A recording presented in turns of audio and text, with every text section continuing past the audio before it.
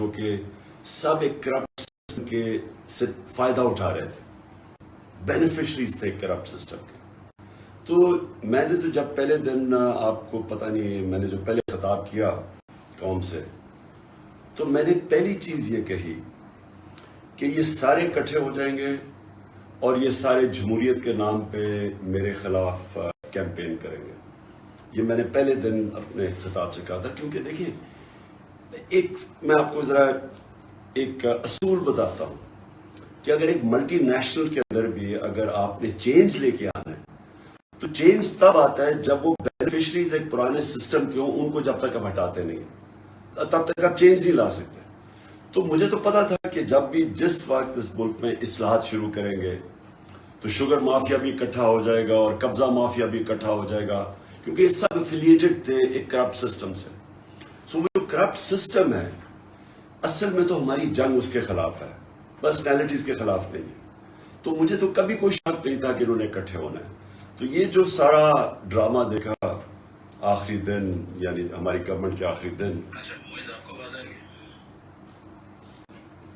جی خان صاحب کی اینڈ سے جو مائک ہے وہ میوٹ پہ ہے اس وقت. لو It's not mute, it's just traffic, it's the traffic that is. اچھا عرفان بولے، آواز آ رہی ہے؟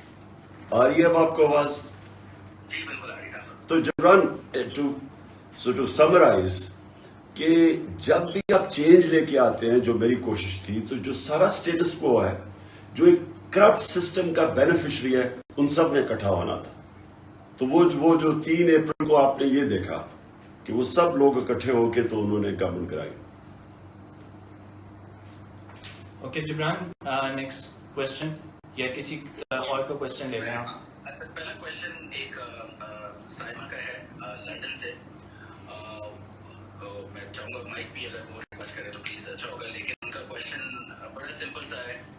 وہ کہتی ہیں I know everyone will ask political questions, but میرا سوال بالکل ذاتی ہے کہ خان صاحب، how are you doing, how are you dealing with اب یہ ساری انجسٹس ہو رہی ہے پرسنل لیول پہ، مینٹل لیول پہ، آپ کیسے دیکھ رہے ہیں؟ اور آخر میں دعائیں ہیں اور وہ بھی سب کے بیہاف پہ بول رہے ہیں کہ سب پورے پاکستانی جتنے بھی ہیں ورلڈ میں آپ کے لیے بہت دعا کر رہے ہیں. تو سوال یہ ہے کہ خان صاحب، how are you doing personally? تو سائمہ کے لیے سائمہ کے لیے جو میرا جواب وہ یہ کہ دیکھیں سائمہ، میری جو زندگی ہے نا وہ 18 سال کی عمر سے سٹرگل ہی تھی. جب آپ کمپیٹ کرتے ہیں سپورٹس میں، ٹاپ 11 کھلاڑیوں میں پہنچتے ہیں، پھر کمپیٹ انٹرنیشنلی کرتے ہیں، تو وہ سارا وقت اونچ نیچ ہے آپ کی زندگی میں، یا آپ ہار رہے ہوتے ہیں یا جیت رہے ہوتے ہیں. تو وہ جو سپورٹس کی فیلڈ میں جو ایک ایسا میں نے سبق سیکھا ہے سٹرگل کرنے کا، اور ہار اور جیت کے ڈائنامکس کو سمجھنے کا. تو جب آپ جیتتے ہیں تو آپ کے پیر زمین پہ رہتے ہیں، کیونکہ آپ کو پتا کہ جیت سارا وقت نہیں رہے گی. اور جب آپ ہارتے ہیں تو آپ اس کے بھی ڈائنامکس سمجھ جاتے ہیں کہ وہ جب آپ ہارتے ہیں تو وہ بڑی چیزیں آپ کو سکھاتی ہیں. وہ سب سے زیادہ جو آپ زندگی میں سیکھتے ہیں وہ جب آپ مشکل وقت آپ کا آتا ہے، کیونکہ سول سرچنگ کرتے ہیں. تو میں تو اس کے لیے ساری زندگی میری ٹریننگ ہے اس کے لیے. میں تو امیڈیٹلی آگے کا سوچنا شروع ہو جاتا ہوں کہ یہ جو اب اس نے ایک بڑی زبردست پاکستان میں اپرچونٹی دے دی ہے، وہ زیادہ ضرورت ہے، وہ اپرچونٹی جو ہے وہ زیادہ اس ملک کے لیے فائدہ پہنچا سکتی ہے میرے پرائم منسٹرشپ سے. اور وہ یہ ہے کہ ایک قوم بن جائیں ہم جو کہ اپنی ایک حقیقی آزادی کی جنگ لڑے. تو اس وقت جو یہ موومنٹ بن گئی ہے، یہ ایک حقیقی آزادی ہے. حقیقی آزادی کا مطلب یہ ہے کہ قوم اپنے پیر پہ کھڑا ہو، اپنے فیصلے کرے، فورن پالیسی ہو اپنے ملک کے لوگوں کے مفادات کے لیے، سب سے دوستی ہو، لیکن اپنے ملک کے لوگوں کے مفادات کسی اور قوم کے لیے ہم قربان نہ کریں. جی جبران. جی اچھا، دوسرا سوال ہے عمران راجہ کی طرف سے، اور انہوں نے کہا ہے کہ میں نے کاؤنٹ کیا ہے 1400 سے بڑھ کر لوگوں کا یہ سوال تھا جب ہم نے یہ کوشچن کی ریکویسٹ مانگی تھی. تو وہ یہ کہہ رہے ہیں کہ جب سارے کے سارے ادارے خلاف ہیں تو ہم کیسے نمبر 1 الیکشنز میں جائیں گے، اور دوسرا پھر الیکشن کی کیسے روکیں گے؟ دیکھیے جبران، ایک چیز آپ کو بتاؤں کہ جو ادارے ہیں نا، اداروں کے اندر بھی انسان ہی ہیں، اور ایک آدھ انسان اگر غلطی کر بھی دیتا ہے تو یہ سارے ادارے کا قصور نہیں ہوتا. اور اسی طرح یہ جو آپ الیکشن کی بات کریں اس میں کوئی شک نہیں, الیکشن ہے وہ بہت ہی اینٹی پی ٹی آئی ہے. اس کی جو ساری تحریک انصاف کے خلاف ہے. مثلا اب یہ فارن فنڈنگ کیس ہے, ایکچولی فارن فنڈنگ ہے ہی نہیں ہے, یہ پاکستانی جو باہر بیٹھے انہوں نے فنڈ کیا ہوا ہے. تو اس طرح تو پاکستانی فارن فنڈنگ پہ چل رہا ہے. ہمارے 31 ارب ڈالر پاکستان ریمیٹنسز بھیج رہے ہیں. ہمارے شوکت خانم میں جو پیسہ آتا ہے 40% تو باہر سے پاکستانی بھیجتے ہیں. تو یہ تو ہمارے سب سے محب وطن پاکستانی جو بیچارے باہر بیٹھے ہوئے ہیں وہ کما کے پیسہ پاکستان میں بھیجتے ہیں. لیکن یہ اصل کیس ہے فنڈنگ کا. اور میں آج آپ سب کے سامنے یہ چیلنج کرتا ہوں کہ جس وقت بھی یہ تینوں پارٹیز کے, بلکہ ساری پارٹیز میں ملا لیں لیکن 3 main parties P T I, Peoples Party اور پی ایم ایل این, جب بھی ہمارے فنڈنگ کی اکٹھے تحقیقات ہوگی تو ایک ہی پارٹی ہے جس کی پراپر پولیٹیکل فنڈ ریزنگ ہے, وہ ہے تحریک انصاف, جس کا پراپر ڈیٹا ہے. ان دونوں پارٹیز کے پاس آپ کو ملے گا ہی کچھ نہیں, کیونکہ ان کے پاس ان کو اب ہم نے کال دی کہ ہمیں پیسے چاہیے, اب ہم تحریک چلا رہے ہیں تو اس کے لیے پیسے چاہیے, تو 2 دنوں کے اندر 20 کروڑ روپیہ اکٹھا ہو گیا. اب یہ ذرا کال دیں اور دیکھیں کہ ان کو کون پیسہ دیتا ہے. ان کی ایک کرونی کیپٹلزم, یہ وہ لوگ جو جن کو نوازتے ہیں, جن کو کانٹریکٹس دیتے ہیں, جن کے ملک کے ساتھ پیسے بناتے ہیں, وہ ان سے پیسے لیتے ہیں. ان کو کوئی فنڈ ریزنگ کا کانسیپٹ نہیں ہے. تو صرف اب یہ الیکشن کمیشن کو دیکھیں کہ ہم بار بار کہہ رہے ہیں ہاں ہمارا کیس رکھو سامنے, لیکن ان سب کا بھی ذرا موازنہ تو کرو, کیونکہ ابھی تک ان کے کیسز کر نہیں رہے اور ایک ہی پارٹی کو کٹہرے میں کھڑا کیا ہوا. جی جبران, آپ کسی ایک کو کسی اسپیکر پہ لے آئیں. تب تک ایک کوشچن ہے چیئرمین صاحب کہ کراچی کے جلسے میں آپ نے بات کی تھی 26 سال سیاست کے بعد پہلی بار قوم بنتے دیکھ رہے ہیں, تو اس سے پہلے بھی بہت سی چلائی ہیں پی ٹی آئی ہیں, تو کیا وہ ڈفرینس ہے جو آپ دیکھ رہے ہیں اس دفعہ اور باقی سے پچھلے؟ دیکھیے جو 26 سال میں نے پالیٹکس کی اور خاص طور پر جو 22 سال کی, تو وہ تو ایک پارٹی کا مینیفیسٹو رکھتی ہے عوام سامنے اور پھر وہ پاور میں آتی ہے. تو وہ تو بڑا سمپل قسم کا آپ جس طرح کوئی پولیٹیکل پارٹی کرتی ہے. لیکن جو اب ہے یہ سب سے زیادہ مختلف ہے.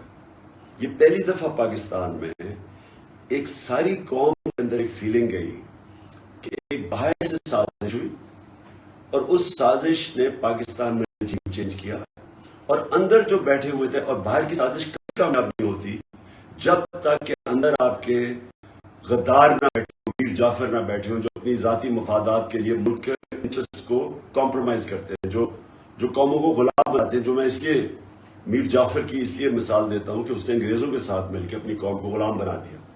تو یہ سازش تب کامیاب ہوتی ہے جب اندر آپ کے غدار بیٹھے ہوں. تو یہ جو ہوا ہے, اور پھر وہ لوگوں کو ملک کے اوپر مسلط کر دیا ہے جو ملک کے کرپٹ ترین لوگ ہیں, آدھے ضمانت کے اوپر ہیں, ان کے اوپر کیسز ہیں, اور کیسز اربوں روپے کے کیسز ہیں, اور 30 سال سے پاور میں تھے, جس کی وجہ سے آج ملک مقروض ہے. انہوں نے ملک کو یہاں تک پہنچایا, اور اب یہ آ کے کہہ رہے ہیں کہ جناب ہم پھر سے واپس آ رہے ہیں, اور تحریک انصاف کو کہہ رہے ہیں کہ جی بڑے برے حالات تھے. تحریک انصاف نے تو جب ملک چھوڑا تھا, record exports, record remittances, record revenue اور ٹیکس کلیکشن, 5 فصلوں کی ریکارڈ ہارویسٹ, آئی ٹی کی ریکارڈ ایکسپورٹس, اور سب سے بڑی بات یہ کہ انڈسٹریلائزیشن شروع ہوگی پاکستان میں, انڈسٹریل گروتھ شروع ہوگی 8.6%, جس میں, اور روزگار کا یہ ہے کہ سارے بر صغیر میں سب سے کم بے روزگاری پاکستان میں. یہ فیکٹس میں آپ کو دے رہا ہوں. تو اس گورنمنٹ کو گرانا ایک سازش کے تحت, اور وہ لوگوں کو اوپر مسلط کر دینا جو اس ملک کے 30 سال سے کرپشن کے کیسز, کرپٹ ترین لوگ, اس لیے قوم آج موبلائز ہے. اس لیے آج قوم ایک نئی تحریک میں نکل پڑی ہے, اور وہ ہے حقیقی آزادی کے لیے. اور اس لیے میں سمجھتا ہوں کہ یہ بالکل مختلف ہے, اور یہ جو پبلک آپ رسپانس دیکھ رہے ہیں یہ بالکل میری 26 سال کی سیاست میں نے کبھی اس طرح کی ایک نیشنل موومنٹ نہیں دیکھی. جی جبران کوشچن. السلام علیکم prime minister, because you still prime minister. पहली बात थैंक यू सो मच कि आपने इस्लामोफोबिया और हुजूर सल्लल्लाहु अलैहि वसल्लम के बारे में आपने इंटरनेशनल फोरम पे ये बात उठाई। सिर्फ इसी वजह से अगर और सारी चीज़ों को नजरअंदाज कर दें, मैं ताउम्र आपके साथ इसी वजह से रहूँगी। मेरा क्वेश्चन ये है कि इंशाल्लाह जब आप जीत के वापस आएंगे तो आपकी प्रायोरिटीज़ क्या होंगी, और सेकेंडली मैं बंद में आपकी आपका कोई मैसेज हम ओवरसीज पाकिस्तानीज़ के लिए। Thank you sir. देखिए, इस्लामोफोबिया का मुझे बाकियों से इसलिए ज़्यादा समझ है क्योंकि मेरा बड़ा इंटरेक्शन ओवरसीज़ पाकिस्तानी से, और मैं क्योंकि बड़ा मेरा टाइम भी गुजरा बरतानिया के अंदर, लंदन में प्रोफेशनल क्रिकेट खेलता था, तो मैं उन सोसाइटीज़ को जानता बड़ी अच्छी तरह हूँ। और ये मुझे पता था कि जो हमारे मुसलमान रहते हैं मगरबी सोसाइटीज़ में, 9/11 के बाद एक बहुत बड़ा वेव शुरू हुआ इस्लामोफोबिया का, और उस वक़्त मैंने फैसला किया कि मुझे कभी भी अल्लाह ने मौका दिया तो मैं इंटरनेशनल फोरम्स, यूनाइटेड नेशंस में, OIC में, यूरोपियन यूनियन के सामने इस इशू को उठाऊंगा, क्योंकि वहाँ मुसलमानों को बड़ी मुश्किलात का सामना करना पड़ता है ये इस्लामोफोबिया की वजह से।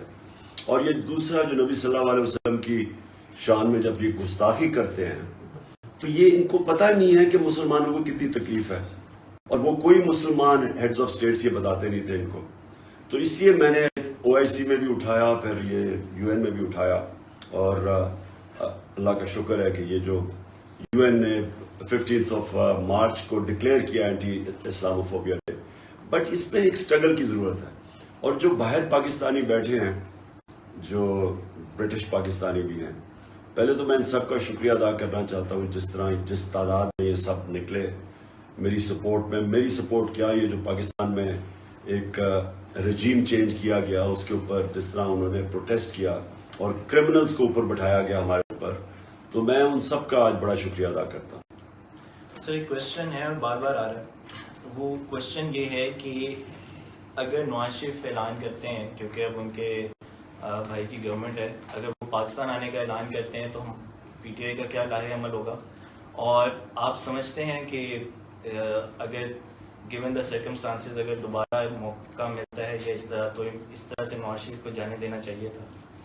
देखिए, सबसे पहले एक और क्वेश्चन था कि आगे की क्या तैयारी है। मैं ये आपको बता दूं कि बड़ा मुश्किल हमने अपने 3.5 साल गुजारे हैं, क्योंकि एक माइनॉरिटी, एक गवर्नमेंट जो कोलिशन गवर्नमेंट थी जिसके पास बड़ी थिन मेजॉरिटी थी और कोलिशन पार्टीज थे, उस सारा वक्त हमें ब्लैकमेल का सामना करना पड़ता था और बहुत ही मुश्किल था कानून पास करना, क्योंकि सेनेट से कानून पास होना होता था, वहाँ हमारी मेजॉरिटी नहीं थी।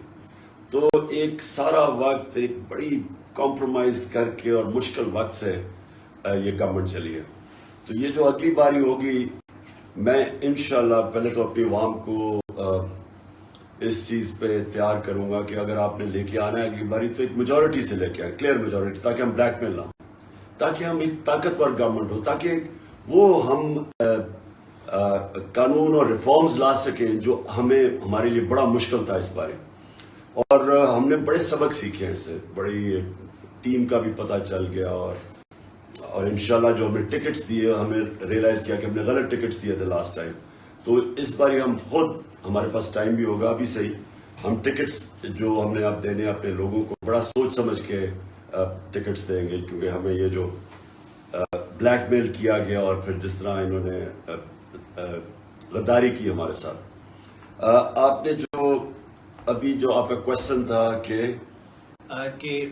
अगर नवाज शरीफ वापस हाँ, आता है, अगर नवाज शरीफ, देखें, अगर नवाज शरीफ को वापस आता है और वो अगर इस बारी उसको NRO 2 मिल जाता है, क्योंकि याद रखें इसको NRO 1 मिल चुका था। जनरल मुशर्रफ ने हुदैबा पेपर मिल के अंदर ओपन एंड शट केस था, जिधर इसाक डार ने बाकायदा एक मजिस्ट्रेट के सामने उसने खुद बताया था कि किधर किधर इन्होंने कैसे चोरी की, इनके पैसे बाहर कैसे गए, ओपन एंड शट केस था।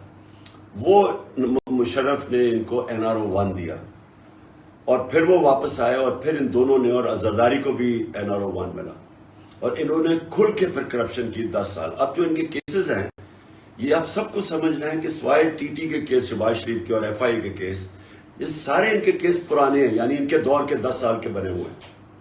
تو اگر اب آ کے ان کو NRO2 ملتا ہے، یہ یاد رکھیں کہ پاکستان کا جو سارا انصاف کا سسٹم ہے اس سب کو ٹوٹلی ڈسکریڈٹ کر دیں گے.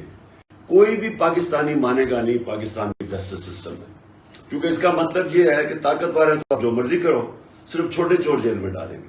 اور یہ اتنا ڈینجرس ہے ملک کے لیے. میں آپ کو نبی صلی اللہ علیہ وسلم نے جو انہوں نے آج سے تقریباً 1500 سال پہلے کہا تھا کہ جو قومیں طاقتور مجرموں کو پکڑ نہیں سکتی، طاقتور ڈاکوں کو نہیں پکڑ سکتی اور صرف چھوٹے چوروں کو پکڑتی ہے، وہ تباہ ہو جاتی ہے. تو آج اگر تیسری دنیا یا جس کو ڈیولپنگ ورلڈ کہتے ہیں، اگر آپ ایک ایک ملک کو دیکھ لیں کہ وہ جو غریب ملک ہے جدھر غربت ہے، ہر جگہ پہ یہی ان کا مسئلہ ہوگا کہ وہ صرف چھوٹے چوروں کو پکڑتے ہیں اور طاقتور کو نہیں پکڑتے. اور پاکستان، اور اسے رول آف لا کے کہتے ہیں. رول آف لا کا مطلب ہوتا ہے کہ سب قانون کے میں ایک برابر.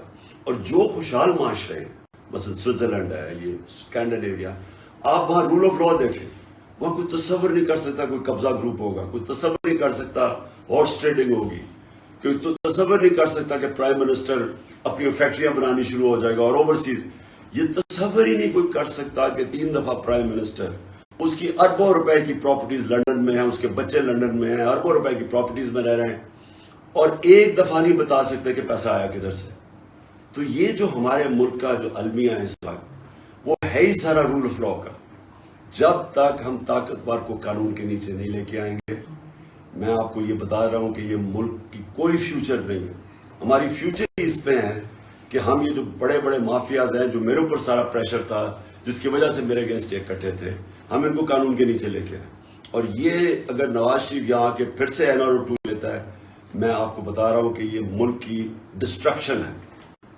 اور اس لیے ساری قوم، میں اپنی قوم کو سروں کو نکالوں گا اس کے اوپر، کیونکہ ہم بالکل یہ ایکسیپٹ نہیں کریں گے.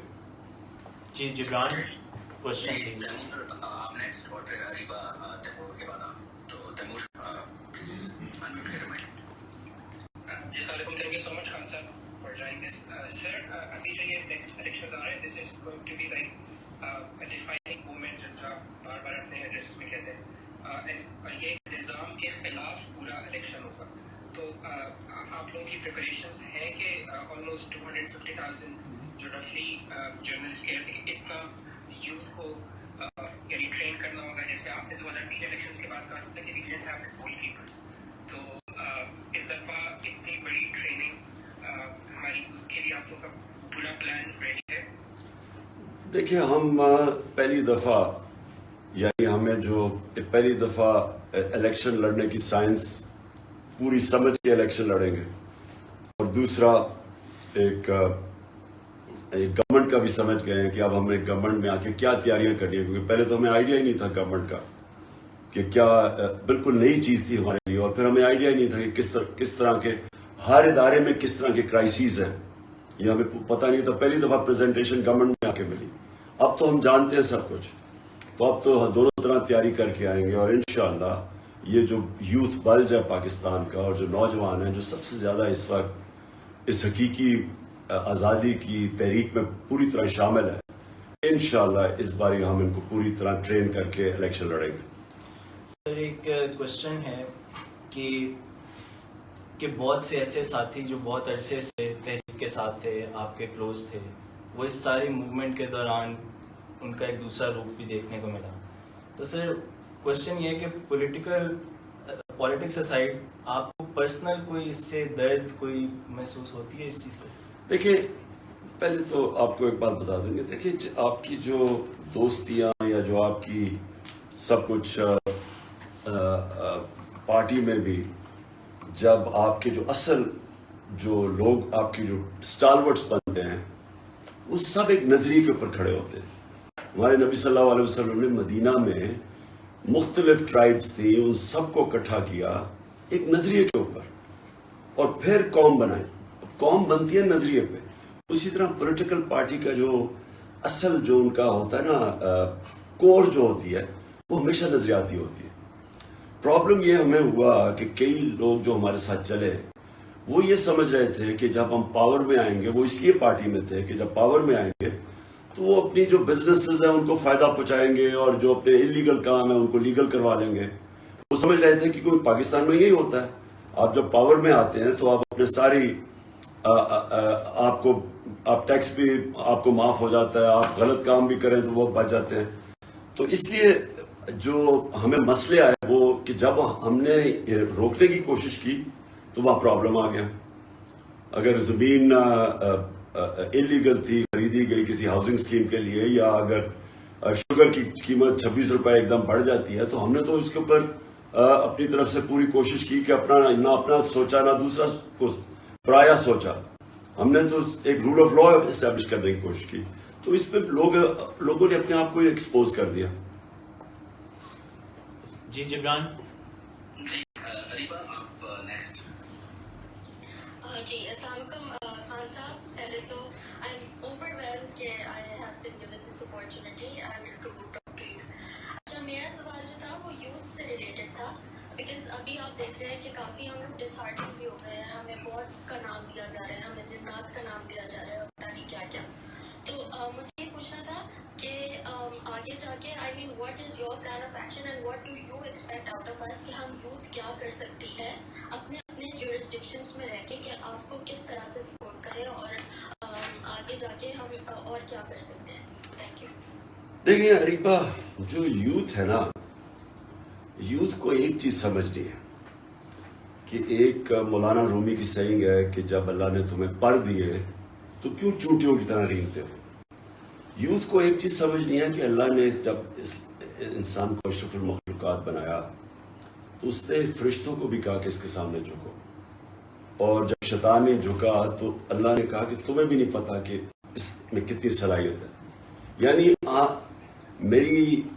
میں یہ سمجھتا ہوں کہ انسان اپنی زندگی گزار بھی جاتا ہے اور اسے پتہ ہی نہیں ہوتا کہ اللہ نے اس کے اندر کتنی پوٹینشل اور صلاحیت رکھی ہے. تو انسان کے اوپر ہے, پاکستان کے اب یوتھ کے اوپر ہے کہ کیا وہ ایک ایسے انسان کے نیچے اور اس طرح کے لوگوں کے نیچے ایک پاکستان میں زندگی گزارنا چاہتا ہے جو کہتا ہے کہ بیگرز آر ناٹ چوزرز. یعنی کیونکہ اگر ہم مقروض ہیں تو اس کا مطلب ہمیں غلامی کرنی پڑے گی. اگر تو یہ کرنا ہے تو وہ پھر چوریوں کی طرح ہی ہم رہیں گے, اسی طرح ہی قرضے لے کے, اور باہر سے ہمیں حکم آئیں گے اور دھمکیاں ملیں گی.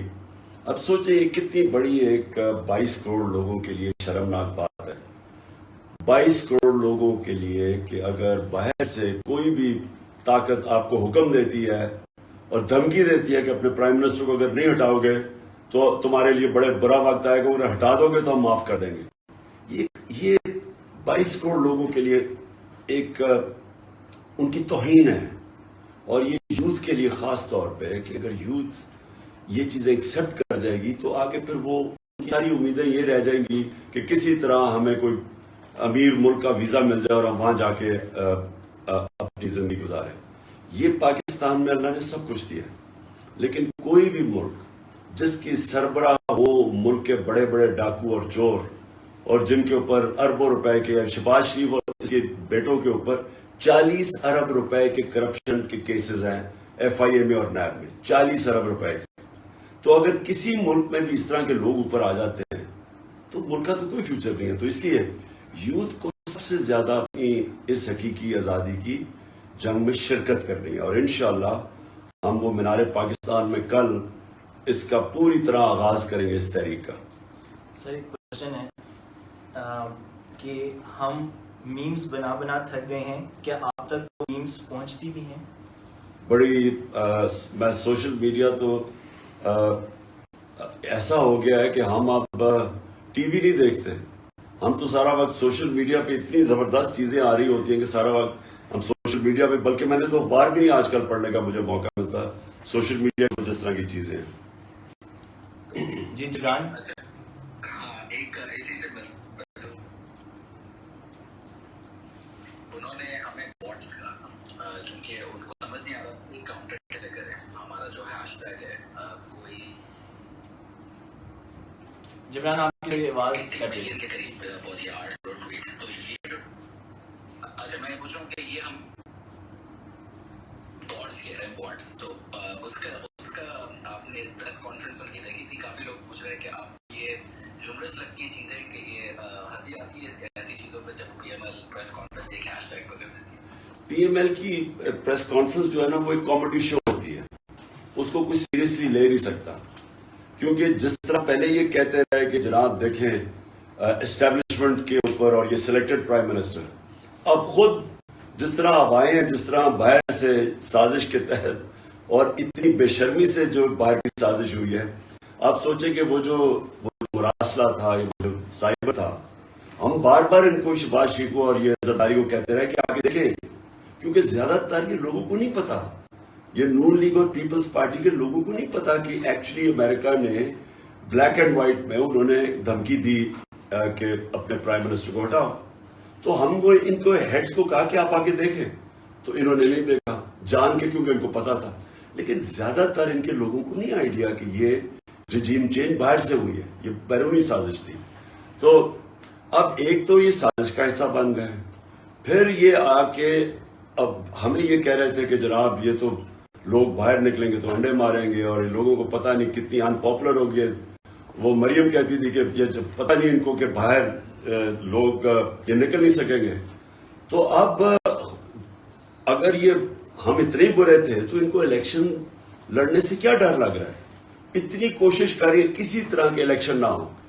تو اگر یہ ڈیموکریٹک لوگ ہیں جو یہ سارا وقت کہتے رہے کہ ہم تو ڈیموکریٹک نہیں تھے, یہ تھے, آج یہ کیوں چھپ رہے ہیں یہ اس سازش کے پیچھے اپنی گورنمنٹ اور یہ جو انہوں نے جس طرح کے لوگوں کو اکٹھا کیا ہوا ہے مجرموں کی حکومت. اور یہ دونوں یاد رکھیں کہ یہ وہی شہباز شریف تھا جو کہتا تھا زرداری کا پیٹ پھاڑ کے پیسہ نکالوں گا, اور زرداری کہتا تھا کہ شہباز شریفوں سے کرپٹ لوگ کوئی نہیں ہے. یہ دونوں ایک اب یہ سارے کٹھے کیبنٹ پہ بیٹھ کے, تو ان کے لیے بڑا مشکل ہے. اس لیے یہ ان کی پریس کانفرنسز ہو جاتی ہیں, کبھی کوئی الزام لگا دیتے ہیں, کوئی کچھ کر دیتے ہیں. ایک کوشچن ہے جبران, ایک کوشچن ہے اور وہ بار بار پنگ کر رہے ہیں کہ میرا لازمی کریں. Sir you can choose to ignore it. Question یہ ہے کہ 36 میں سے 24 وزیر جو ہیں وہ بیل پہ رہا ہیں, تو کیا آپ کو لگتا ہے کہ یہ اس وجہ سے ہے کیونکہ عدالتیں 24 گھنٹے کام کر رہی ہیں؟ دیکھیے یہ بڑا امپورٹنٹ ہے, میں اپنی ساری قوم کے سامنے کہنا چاہتا ہوں. دیکھیے ایک تو جو فوج کا ادارہ ہے کبھی اس کے خلاف بات نہ کرے, کیونکہ فوج ایک ایسی چیز ہے جو اگر ہماری فوج نہ ہوتی تو یہ ملک میں نہیں رہنا تھا. عمران خان سے زیادہ اس ملک کو ضرورت پاکستانی فوج کی ہے, اور ہمیں ہمیشہ اس ادارے کو اس کی مضبوطی کے لیے ہمیں بات کرنی چاہیے. اور ہمارے جو دشمن ہیں وہ مسلسل اس کو اٹیک کرتے ہیں, بلکہ یہ دونوں جو prime minister, ex prime minister اور پریزیڈنٹ وہ زرداری اور نواز شریف, ان دونوں نے اپنی فوج کو انڈرمائن کرنے کی کوشش کی ہے. یہ جب گورنمنٹ میں بھی تھے انہوں نے انڈرمائن کیا اس کو. انہوں نے گورنمنٹ میں رہتے ہوئے وہ ڈان لیگز کیا تھی, ڈان لیگز وہ ہندوستان کے ساتھ کہہ رہے تھے کہ جی ہماری فوج کی وجہ سے ہم دوستی نہیں ہو رہی. اور جو میمو گیٹ تھا وہ کیا تھا, وہ امریکہ کو کہہ رہا تھا زرداری اپنے حسین حقانی کے ذریعے کہ اس کو زرداری کو اپنی فوج سے بچائے. یہ وہ لوگ ہیں. اور یہ باہر جب نواز شریف نکالا گیا تو اس نے سارا پورا آرمی چیف اور ان کے اوپر اٹیک کر دیا. دیکھیں ہمیں یہ بڑا سمجھنا چاہیے کہ ہمارے دشمن چاہیں گے کہ ہماری فوج کمزور ہو جائے, اور میں آپ کو یقین دلاتا ہوں کہ اگر ہماری فوج نہ ہوتی یہ ملک کے 3 ٹکڑے ہوئے ہوتے. جو دوسری ہے ہماری عدلیہ, میں عدلیہ کی آزاد